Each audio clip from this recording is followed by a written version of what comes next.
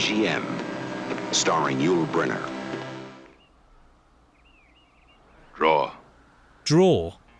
A short, dry word stripped of emotion, and in that instant Westworld rips apart the promise of a harmless vacation. In the dust-covered street,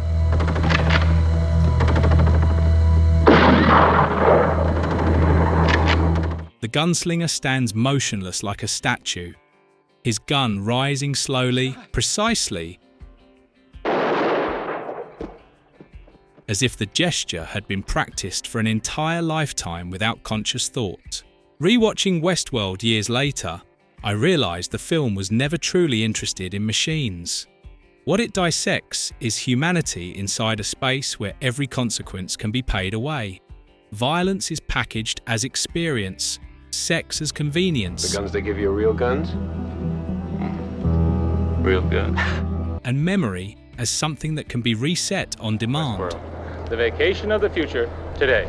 The robots look, act, talk, and even bleed just like humans do. A film released before Star Wars, yet one that raises questions science fiction still tends to avoid even today. Below are 15 facts that quietly turned Westworld, 1973, into a nightmare that refuses to fade. 15. Disneyland. When a nightmare is born from the safest place. Do you remember the feeling of seeing Westworld for the first time? A futuristic theme park, clean, glamorous, introduced with a gentle narration that sounds like a travel commercial. Everything feels familiar, almost comforting, like real-life amusement parks, safe, controlled, and designed so nothing bad can happen. That sense of familiarity is exactly what makes people miss the fact that Westworld began in a very real place, Disneyland. Yes, yeah. The book actually began. When Michael Crichton visited Disneyland, what struck him wasn't the castles or fireworks, but the robots in Pirates of the Caribbean. They moved smoothly, spoke naturally, repeated their actions without missing a beat. Too real to be just machines, too obedient to raise suspicion. And precisely because of that, Crichton felt uneasy. He asked himself, what if these robots didn't stop?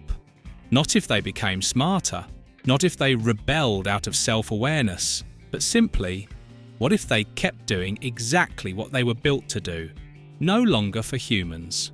Crichton understood this idea didn't belong in a novel. It needed images, space, and blank faces staring directly at the audience. Westworld was thus born as a visual experience where humans enter a park with absolute innocence, while violence is packaged as a premium service. In hindsight, this was the first sketch of Jurassic Park, a high-tech park for the elite, a collapsed control system, and the attractions turning on the guests. The only difference is that Jurassic Park had dinosaurs. Westworld had robots programmed to please humans, and that is far more terrifying. 14. Yul Brynner. When the symbol of emotionless death is born from desperation. I've never forgotten the image of that gunslinger stepping into the empty street. A rigid silhouette, a black hat cutting his face in half, steady footsteps echoing on dry ground. At the time, I couldn't name the feeling. It was just that every time he appeared, the film suddenly felt heavier. And when I learned that Yul Brynner took the role as his career was fading, the image became even more unsettling. When filming began, Brynner was at the lowest point of his career. No major projects, no attractive offers, and money was running out. His Westworld salary was far lower than during his golden years. Still, he accepted, not because he believed in the script, but because he had no other choice. From that situation, a cold figure was born. The gunslinger has no memorable dialogue, no motivation, no explanatory moment. He just walks, stops, raises his gun, and continues. The costume Brynner wears almost perfectly matches his role as Chris in The Magnificent Seven. Many viewers saw this as a nostalgic wink, but there's a harsher reading. Westworld was recycling Hollywood's old violent legends into an emotionless killing machine. The irony is that a role accepted out of financial desperation became the template for modern evil. John Carpenter drew inspiration from the Gunslinger to create Michael Myers. Arnold Schwarzenegger adopted the same presence for the Terminator. A robot without expression, born of reluctance, taught cinema that the most terrifying death is the one that needs no reason. 13. Chaotic casting, when the protagonists are chosen because no one wanted them. If the Gunslinger is the nightmare, then John and Peter are the only anchors the audience has. And ironically, these crucial roles almost failed to exist in any meaningful way. The original shortlist was packed with big names: James Caan, Jon Voight, Elliot Gould. But one by one they dropped out.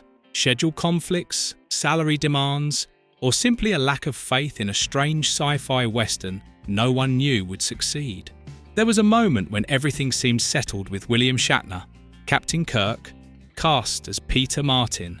Then the studio made a blunt calculation. If Yul Brynner was to remain the biggest star, the other two leads couldn't overshadow him. Shatner was dropped. Everything reset. Time was running out. In the end, the filmmakers chose younger faces, with less shine, almost anonymous. A decision born of necessity, but accidentally perfect. John and Peter aren't heroes. They're not exceptionally smart. They have no grand plan. They're just ordinary people who enter a world promised to be safe, only to realise that promise comes with no exit clause. And because they aren't special, the hunt that follows becomes truly terrifying. Westworld doesn't kill exceptional people. It crushes those who thought they were just on vacation. 12. Westworld reflects the era's disturbingly dirty sexual obsession. There's something strange about rewatching Westworld today. The feeling isn't shock, it's familiarity. An uncomfortable kind of familiarity. Scenes of robots designed to serve the sexual desires of guests once unsettled 1970s audiences. Now they resemble a rough, unpolished prototype of what the internet has long normalized. And it's precisely that roughness that makes them linger. Westworld never hides the fact that robots are used for sex. No metaphors, no evasions, no romantic gloss. Consent is unnecessary because the robots are programmed to say yes from the start. For the guests, it isn't a crime, it's a service, fully prepaid. What matters is how Crichton films these scenes. He doesn't shoot them like the softcore exploitation films common at the time. His camera is cold, distant, almost indifferent. Robotic bodies are framed like objects. Movements are mechanical. Lighting is flat. There is no invitation to pleasure. If any emotion remains, it is emptiness. And there, Westworld says what society then refused to hear. When desire is granted absolute power, it doesn't become freer or more liberating. It becomes warped. Not because desire itself is evil, but because it no longer faces another subject. No boundaries, no consequences, no refusal. Westworld doesn't condemn tourists through dialogue or moral lessons. It simply shows an uncomfortable truth. Sex born of absolute power always carries the shape of violence, no matter how civilized the name attached to it. And when the robots begin to resist, the greatest fear isn't that they kill humans. It's that they refuse to keep playing the role of toys. 11. Richard Benjamin and the shooting lesson that forbade blinking. Most viewers remember Peter's eyes as he pulls the trigger. There's no heroism, no resolve, just a wide, rigid stare, as if the body is trying to keep up with an action the mind hasn't fully accepted. That feeling isn't accidental, and it isn't purely acting. To prepare for the role, Richard Benjamin trained with a specially modified revolver. Not to shoot better, but to eliminate anticipation. The chambers were loaded unevenly, unpredictably, so every pull of the trigger carried a different possibility. No rhythm, no safe reflex, only real tension. The result? Benjamin doesn't blink when he fires. Not out of bravery, but because his brain can't issue the command in time. His body learns to accept the loss of control. And the camera captures it clearly. A man unfamiliar with violence, forced to participate in it to survive. It's a small detail, but it perfectly matches Westworld's spirit. Peter doesn't become a gunslinger. He doesn't level up. He simply learns to endure the next moment. Survival in the film doesn't come from skill, but from the ability not to collapse from fear too soon. Westworld doesn't teach audiences how to fight. It shows what happens when an ordinary person is thrown into a situation where all familiar instincts are useless. And sometimes survival is simply not blinking. Real accidents on set, when safety collapses in real life. Do you remember that shot?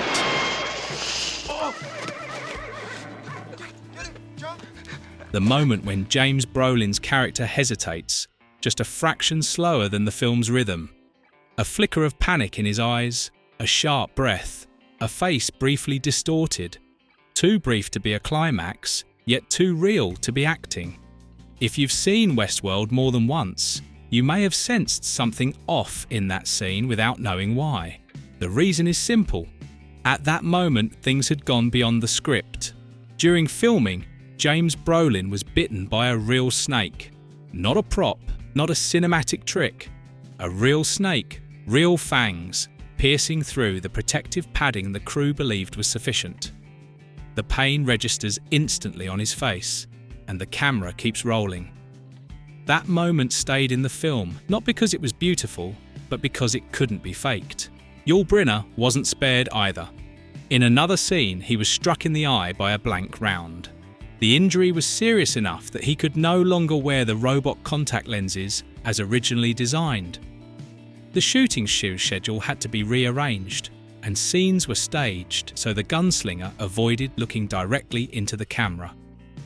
By accident, this made the character even colder and more hollow. A killing machine that didn't need eye contact to intimidate.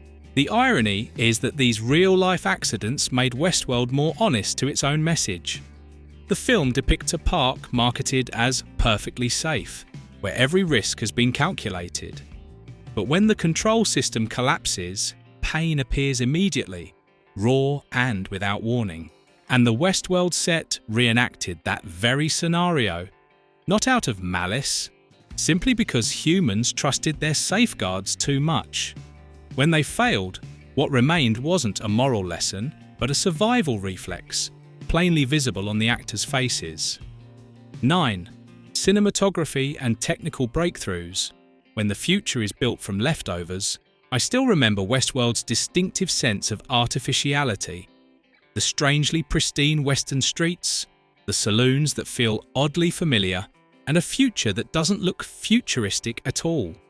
That feeling isn't imagined. It's the result of a very practical decision. Westworld was shot on MGM's backlot just before the set was demolished. Most of the costumes and props were leftovers from decades of old westerns. Crichton didn't try to hide this. He leaned into it. As a result, the park looks like a recycled past, scrubbed clean and resold to wealthy tourists. The film was shot quickly in just 30 days. No reshoots unless absolutely necessary. Crichton wanted everything to operate like Dallas itself, efficient, economical, emotionless.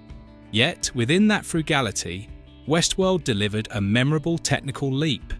It was the first feature film to use digital image processing to represent the gunslinger's point of view. The blocky, noisy, distorted images, primitive by today's standards, were shocking at the time. Not because they were beautiful, but because they were inhuman.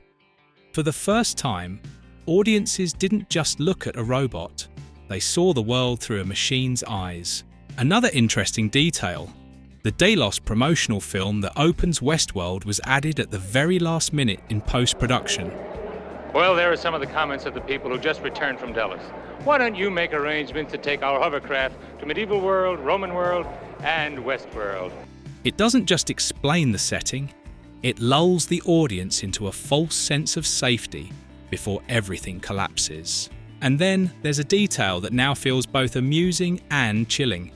Westworld's future is the year 1983, the year Return of the Jedi was released, and also the year the park's robots begin killing guests. The future, it turns out, always arrives sooner than expected and is often built from old parts. 8. Deleted scenes. When Westworld was once far more brutal. If you've ever felt that Westworld has an odd rhythm, fast, abrupt, sometimes as if it's missing a breath, you're not wrong. The film you know isn't the original version. It's a trimmed one. Crichton initially shot Westworld with a completely different opening and ending. It was longer, more violent, and more direct. But during editing, he realized something. If there was too much, the audience wouldn't have time to feel fear. They would simply watch. A number of scenes were cut. A long, chaotic bank robbery, extended chases that ended in exhaustion, a robot tearing a guest's arm apart, even Roman soldiers tossing people into a pool for sport. These scenes weren't removed because they were too graphic, but because they were too heavy. They turned Westworld into a straightforward horror film, while Crichton wanted something colder, frightening in an inescapable way. Some of this footage survived in 1970s TV versions, where censorship was oddly more permissive. But the theatrical cut we know today is the result of restraint. Westworld chooses not to show you everything. It lets imagination do the rest. And sometimes, what's been cut is exactly what makes the film more haunting. Because you know it once existed, just not long enough to stay. 7. The Gunslinger, the image of non-negotiable violence. There are villains you can talk to, villains you can persuade, bribe, or distract. The Gunslinger is not one of them. From the start, Michael Crichton deliberately stripped this character of everything that might make him human. The Gunslinger doesn't preach. He doesn't declare a goal. He has no grand plan. He doesn't need to save the future, doesn't need logic, doesn't need justification. He simply continues. This is what sets him apart from the later Terminator. The Terminator has a mission, a timeline, a cause. The Gunslinger does not. He is a process, a loop of violence that doesn't care who you are. Because of that, many critics have read the Gunslinger as a symbol of systemic violence, a machine of power with no hatred, no emotion, no room for negotiation, grinding down anything weaker than itself. You can't beg, you can't explain, you can't compromise. Westworld, therefore, doesn't tell a story of humans versus machines. It tells a story of humans confronting a form of violence that doesn't need a reason to exist. And that is why the Gunslinger is far more terrifying than villains who can speak. 6. The Gunslinger and the shadow of the Magnificent Seven. And if the Gunslinger looks familiar, it's no accident. His costume is almost an exact match to Chris, the character Yul Brynner played in The Magnificent Seven, 1960. Same black outfit, same hat, same stance. Once, Chris was a hero, a symbol of masculinity and moral clarity, a representative of order in the Old West. 13 years later, the same image, the same man, now a killing machine. This is both homage and a cruel parody. Westworld takes Hollywood's classic myth of violence and strips it of its soul. No ideals, no righteousness, only the silhouette and the gun. Audiences at the time didn't just see a robot, they saw the corruption of cinematic memory itself. An old hero returning not to save anyone, but to hunt. Westworld thus asks a vicious question. What happens when figures once celebrated are turned into tools, endlessly repeating violent behaviour without any moral framework attached? The Gunslinger doesn't just kill characters in the film, he kills the illusion that violence was ever noble, and that may be Westworld's deadliest shot. 5. Michael Crichton and the sci-fi film he never wanted to make. Most audiences don't realise that Westworld is proof of a film born not from passion, but from constraint. When the project began, Michael Crichton was not a box office guarantee, let alone the sci-fi king history would later crown him. He was a physician who wrote novels and had just directed a little-seen television film. Crichton teamed up with producer Paul Lazarus III, and the two quickly aligned. They wanted to make something bigger, riskier, but one detail is often overlooked. Crichton didn't want his feature film debut to be science fiction. To him, sci-fi was easily misunderstood, often dismissed as cheap entertainment and notoriously difficult to keep intellectually serious. Worse still, the Westworld script was rejected again and again. Studio after studio passed. Too strange, too risky, too hard to sell. Eventually, only MGM agreed. And that was the studio infamous for heavy-handed creative interference. Crichton hesitated. He'd heard enough horror stories about directors losing control. The rare stroke of luck was MGM's executive producer promising Crichton full creative freedom. And perhaps that very lack of expectation saved Westworld. Crichton didn't try to make grand, spectacular sci-fi. He made something cold, dry, stripped of futuristic glamour, closer to a surgical procedure than a technological dream. As a result, Westworld doesn't fetishize machines. It distrusts them. It doesn't worship the future. It is wary of promises. And the paradox is this. A sci-fi film made by someone who didn't want to make sci-fi became one of the genre's most clear-eyed works. 4. A sci-fi film that offers no sense of victory, the ending of Westworld is nothing but a quiet exhaustion. Peter survives, but no one would call it a victory. There is no salvation, no system reset, no moral lesson delivered in a warm, reassuring voice. Peter isn't smarter. He isn't stronger. He doesn't grow in the Hollywood sense. He simply gets out, and that's all. Westworld breaks one of the deepest conventions of American cinema. Survival does not equal victory. Survival only means it wasn't your turn yet. The system is still there. The mechanisms are still running, and there's no guarantee it won't happen again. It's an uncomforting ending, but it's an honest one. Westworld doesn't want you to leave feeling relieved. It wants you to carry an unanswered question and the sense that you've just narrowly stepped out of something far larger than yourself. 3. The gunslinger only hunts Peter, and that's no accident. Did you notice it? When everything collapses, the gunslinger doesn't hunt both men. He ignores John, the aggressive one, the proactive one, the one ready for violence. Instead, he focuses solely on Peter. A choice so cold it's unsettling. Peter hesitates. Peter is afraid. Peter runs before he thinks. In the language of the system, he is perfect prey, not a threat, not an opponent, just what remains. Many viewers read this as a dramatic choice. But looked at more closely, it follows machine logic. A system doesn't need to eliminate the strongest first. It crushes the weakest, because that's the most efficient way to maintain power. The gunslinger doesn't hate Peter. He doesn't even recognize him in an emotional sense. Peter is simply the easiest data point to process, and that's what makes the pursuit terrifying. There's nothing personal about it. Westworld, therefore, isn't telling a story about a duel.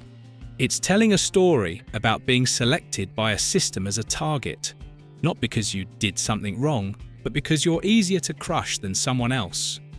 2. Release and legacy, a question still unanswered. Westworld premiered in August 1973.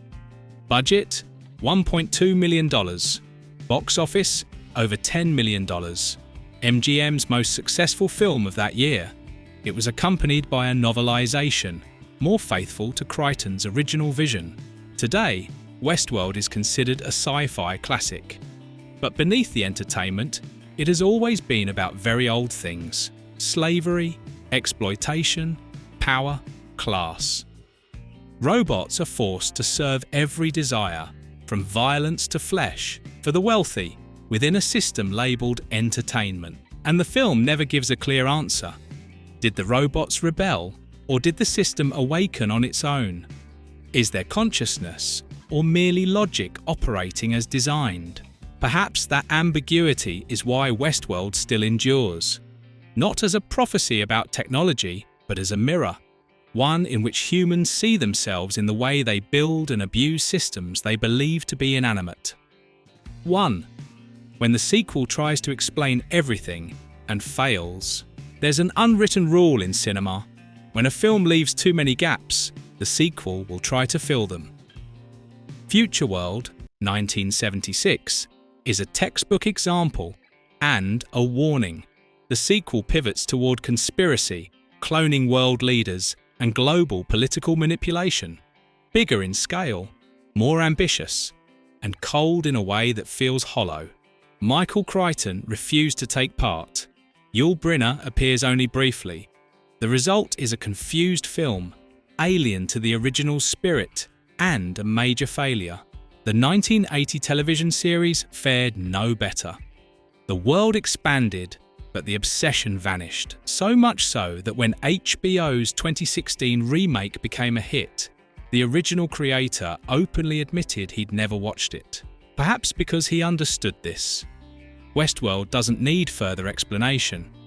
It survives on ambiguity, and every attempt to clarify it only kills the story a little more.